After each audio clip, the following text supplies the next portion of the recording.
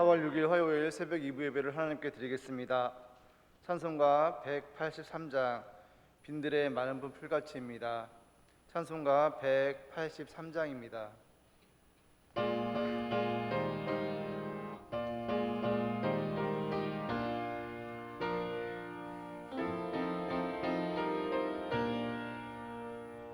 빈들의 마른 풀같이 시들은 나의 영혼, 주님의 약속한 성령 간절히 기다리네. 가물음의 마른 땅에 단비를 내리시는 성령의 단비를 부어 새 생명 주옵소서. 반가운 빗소리 들려 산천이 춤을 추네. 봄비로 내리는 성령 내게도 주옵소서. 가물음의 마른 땅에 단비를 내리시듯 성령의 단비를 부어 새 생명 주옵소서. 절 따라 우러를 내려 초목이 무성하니 갈급한 내 심령 위에 성령을 부으소서. 가물음의 마른 땅에 단비를 내리시듯 성령의 단비를 부어 새 생명 주옵소서. 참되신 사랑의 언약 어길 수 있사오랴. 오늘의 흡족한 은혜 주실 줄 믿습니다. 가물음의 마른 땅에 단비를 내리시듯 성령의 단비를 부어 새 생명 주옵소서.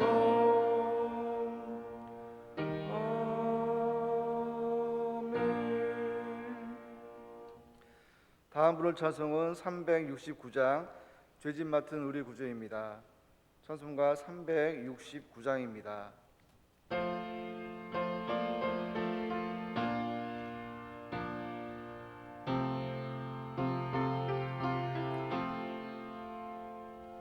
죄짐 맡은 우리 구주 어찌 좋은 친구인지. 걱정 의심 무거운 짐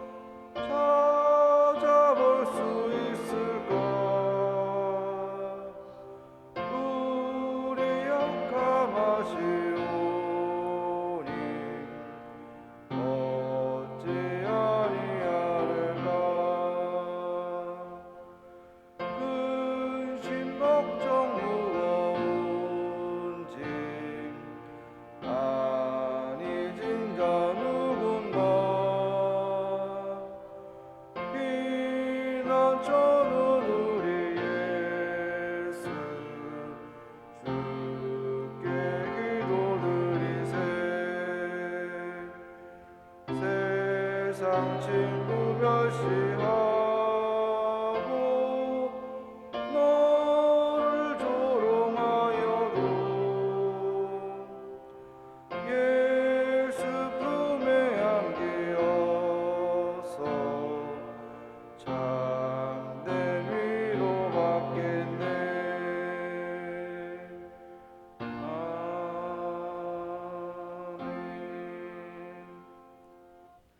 사도신경으로 우리의 신앙을 고백하겠습니다. 나는 전능하신 아버지 하나님 천재 창조주를 믿습니다. 나는 그의 유일하신 아들 우리 주 예수 그리스도를 믿습니다. 그는 성령으로 잉태되어 동정녀 마리아에게서 나시고 본디오 빌라도에게 고난을 받아 십자가에 못 박혀 죽으시고 장사된 지 사흘 만에 죽은 자 가운데에서 다시 살아나셨으며 하늘에 오르시어 전능하신 아버지 하나님 우편에 앉아 계시다가 거기로부터 살아있는 자와 죽은 자를 심판하러 오십니다.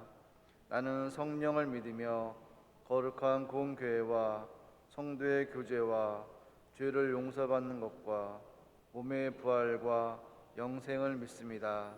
아멘. 임승영 목사님께서 말씀 전해 주시겠습니다.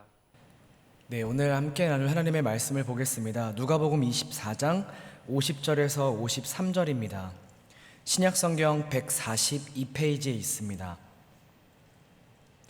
누가복음 24장 50절에서 53절까지 말씀입니다. 제가 봉독하겠습니다. 예수께서 그들을 데리고 베다니 앞까지 나가사 손을 들어 그들에게 축복하시더니 축복하실 때에 그들을 떠나 하늘로 올려지시니 그들이 그에게 경배하고 큰 기쁨으로 예루살렘에 돌아가 늘 성전에서 하나님을 찬송하니라. 아멘. 네, 오늘 큐티 본문은 누가복음의 마지막이고 36절부터 오늘 마지막까지입니다. 제자들이 모여있는 장소에 부활하신 예수님께서 나타나셨습니다. 제자들이 모여서 예수님의 죽으심과 부활을 이야기 나누고 있을 때 예수님이 그들 가운데 오셔서 평화를 전하십니다. 여기서의 그 평화는 샬롬이죠. 일상에서 주고받는 인사였고 부활하시기 이전에 동일한 인사를 그들에게 건네시고 계시는 겁니다. 예수님 그 자신의 스스로의 부활에 흥분하지 않으셨습니다. 뭘 그렇게 이야기하고 있느냐, 뭘 그렇게 두려워하고 있느냐라고 제자들을 훈계하지 않으셨고 죽음을 이기고 부활하셨기 때문에 우쭐하거나 근엄한 모습으로 그들에게 다가가지 않으셨습니다. 사랑하는 그 제자들에게 예전 모습 그대로, 그 예전의 예수님 그대로 그들에게 다가가신 것이죠. 그런데 제자들은 좀 달랐습니다. 굉장히 놀랐죠. 37절 말씀 한번 같이 볼까요? 그들이 놀라고 무서워하여 그 보는 것을 영으로 생각하는지라. 제자들이 놀랐던 이유는 예수님, 그 부활하신 예수님이 그들에게 다가오셨다라는 그것도 놀란 이유였겠지만 그들이 지금 영을 보는 것이라고 생각했기 때문입니다. 무슨 말일까요? 예수님께서 부활하셨다라는 소식을 들었습니다. 분명히 살아나셨다라는 것을 그들은 알고 있었습니다. 그러나 그들은 예수님의 몸의 부활을 확신하지는 못했던 것 같습니다. 그래서 예수님은 그들에게 친절하게 그 손과 발을 보여주십니다. 영이 아니라고 육체가 있다고 만져보라 라고 말씀하시죠. 고대 그 의복은 신체를 거의 다 덮고 있는 형태였습니다. 그래서 손과 발이 밖으로 노출되는 신체 부위였죠.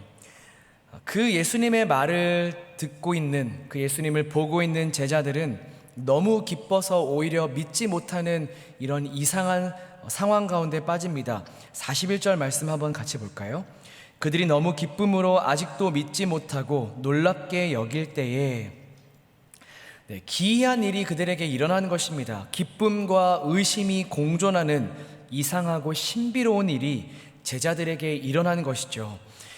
이 말은 제자들이 불신했다라는 그런 말은 아닙니다. 믿기 너무나 어려운 일이지만 말로 설명할 수 없는 그런 기쁨이 이 제자들에게 임했던 것입니다. 여러분, 기독교의 신비가 이런 것이 아닐까요? 하나님께서 하신 일들을 우리가 생각하고 깊이 묵상할 때마다 우리는 말로 표현할 수 없는 그 기쁨에 사로잡힙니다. 하나님께서 우리에게 베푸신 그 구원의 은혜, 날마다 우리에게 더하시는 그 은혜, 언제나 당신의 자녀들을 향한 그 인자와 자비하심, 우리가 묵상하면 할수록 이 말도 안 되는 사랑에 우리의 말을 잃어버리고 맙니다. 말 그대로 감격에 겨운 상태가 되는 것이죠. 그런데 한편으로는 이것이 정말 나의 것이 맞는가? 내가 이런 은혜를 받아도 되는 사람인가? 그 우리의 연약함을 볼 때마다, 받은 은혜의 그 크기와 우리의 모습을 비교할 때마다, 진짜 아무것도 아닌 나를, 못난 나를 발견할 때마다 순간순간 우리에게 찾아오는 불안함과 그 두려움이 엄습할 때가 얼마나 많은가요? 과연 이 사랑이 진짜 나의 것인가? 그 사랑이 진짜 나에게 주어진 것인가? 이 말도 안 되고 말로 설명할 수도 없는 이 엄청난 크기의 은혜가 진짜 나의 것이 맞는가? 오늘 제자들이 아마 그런 마음이 아니었을까요? 그런 불안함과 두려움이 있지만 또 한편으로는 부활하신 예수님을 보며, 그들에게 다가오시는 예수님을 보며, 일상적으로 똑같이 그들에게 샬롬을 인사하시는 예수님을 보며 아마 감격하는 기쁨이 그들의 마음 가운데 공존했을 겁니다. 예수님이 그들을, 이 제자들을 이해하시죠. 그래서 예수님은 그들에게 음식을 달라 말씀하십니다. 우리 41절 한번 볼까요? 하반절부터 여기 무슨 먹을 것이 있느냐 하시니 이에 구운 생선 한 토막을 드리니 받으사 그 앞에서 잡수시더라. 몸의 부활을 증명하고 계십니다. 보여주신 것이지요. 거듭 제자들에게 아주 단순하고 일상적으로 예수님의 부활하신 모습을 그들에게 보여주셨습니다. 여러분이 잘 아시다시피 예수님이 부활하신 몸은 신령한 몸이었습니다. 이전에 그 예수님의 몸과는 연속적인 몸이 아니었죠. 불연속적인 몸이었습니다. 그런데 예수님은 뭔가 다른 것으로 부활을 증명하지 않으셨습니다. 똑같이 음식을 잡수심으로 그것을 보여주고 계시죠. 제자들은 그 음식을 잡수시는 예수님을 보면서 우리 주님이시다. 우리 주님이 진짜 부활하셨다. 영으로만 부활하신 게 아니라 몸으로 부활하셨다. 내가 따랐던 이분이 진짜 하나님이시구나 라는 그 생각들이 모두에게 들었을 겁니다. 우리에게 베푸신 하나님의 그 은혜, 우리가 스스로 우리의 그 모습을 의심할 때마다 하나님은 우리에게 더 큰 무언가로, 더 다른 무언가로 우리를 바꾸지 않으십니다. 늘 우리에게 하셨던 그 모습 그대로, 우리에게 베푸셨던 사랑과 그 자비와 그 은혜를 그대로 보여주십니다. 우리의 어떠함과 상관없이 하나님은 하나님으로 존재하신다라는 것을 우리에게 보여주시는 분이십니다. 우리가 우왕좌왕하고 우리가 불안했지 하나님은 그러지 않으신다라는 것이죠. 묵묵히 하나님은 하나님 되심을 우리에게 나타내 보여주십니다. 이것을 우리 각자가 우리의 하루하루의 삶 가운데 또 한 번 경험한다는 것이죠. 우리가 믿는다라고 이야기하지만, 내가 그리스도인이다라고 이야기하지만 우리가 불신에 차 있을 때가 얼마나 많은가요? 우리의 믿음이 한편으로는 대단해 보이지만 얼마나 한편으로는 불신의 늪에 빠져 있을 때가 많은지요. 그럴 때마다 하나님은 더 큰 은혜와 더 큰 무언가를 우리에게 보여주시며 우리에게 다가오지 않으십니다. 하나님은 언제나 그 하나님 되심, 묵묵히 그 하나님 자신을 우리에게 보여주시고 나타내신다라는 것이죠.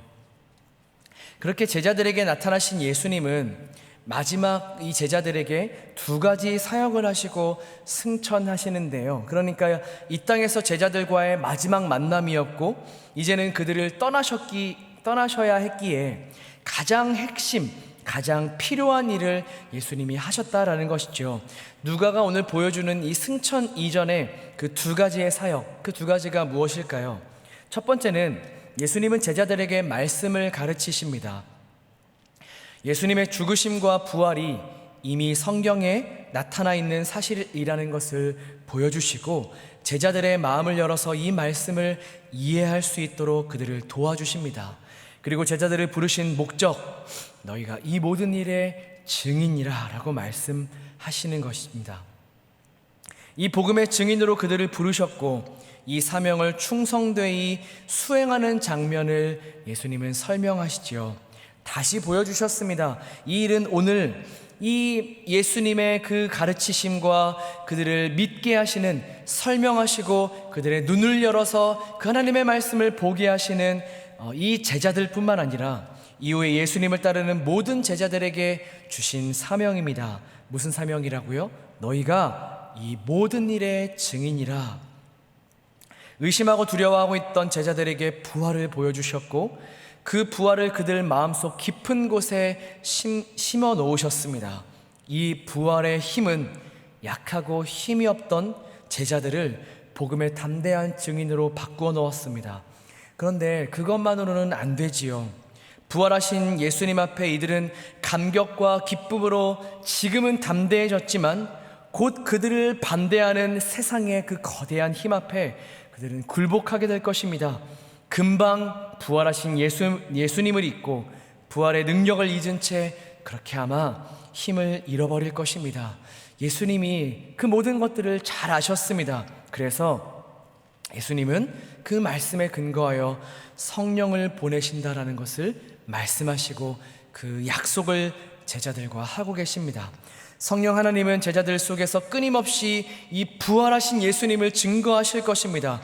성령 하나님을 통해 이 제자들은 그 능력을 힘입을 때 비로소 모든 민족에게 그 증인으로 나아갈 수 있게 되는 것이지요. 두 번째, 예수님은 그들을 축복하고 계십니다. 우리 50절 말씀 한번 여러분들 다시 한번 읽어주시겠습니까? 50절입니다. 시작.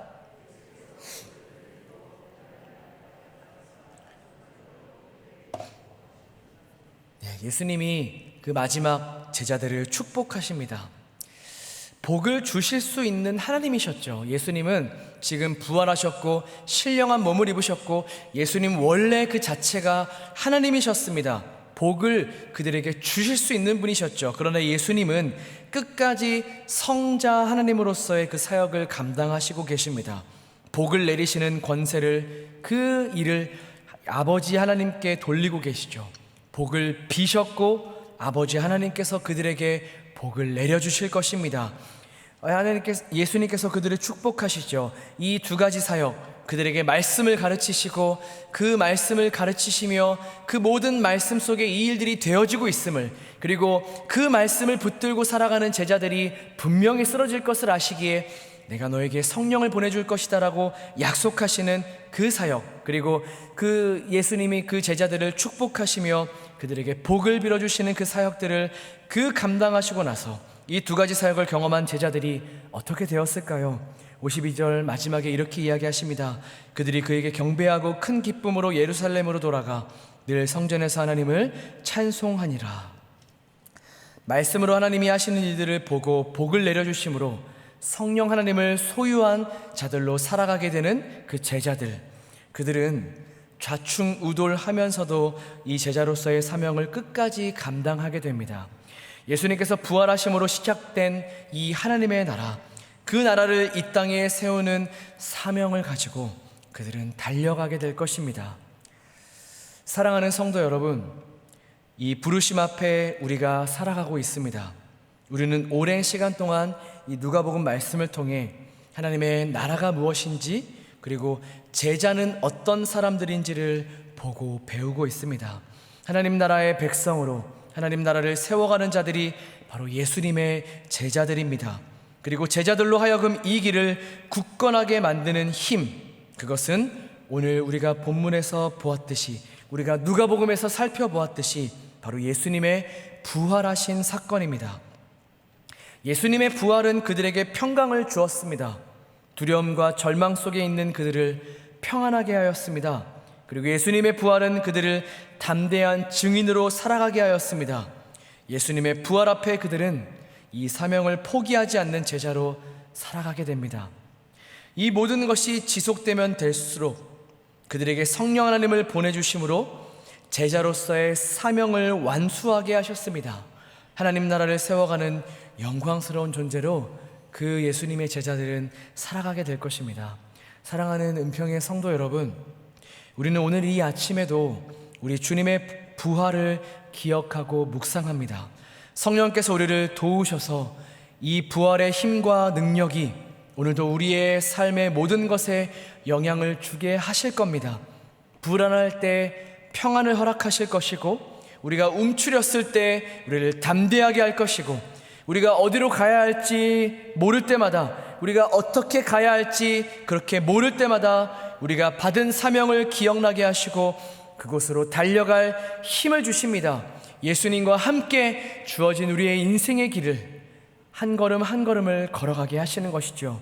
우리가 오늘 이 말씀 앞에 그렇게 기도했으면 좋겠습니다. 성령님, 내 속에서 오늘도 이 부활의 능력을 허락해 주시옵소서. 부활의 능력이 내 삶의 모든 것을 붙들게 하여 주시옵소서. 그래서 오늘도 이 작은 나를 통해, 이 아무것도 아닌 나를 통해, 이 연약한 나를 통해 하나님의 그 크신 하나님의 그 위대한 나라가 세워지는 것을 보게 하여 주시옵소서. 이런 제자로, 이 하나님 나라를 세워가는 제자로 오늘 하루를 살아가기를 소망합니다 라고 그렇게 기도하셨으면 좋겠습니다.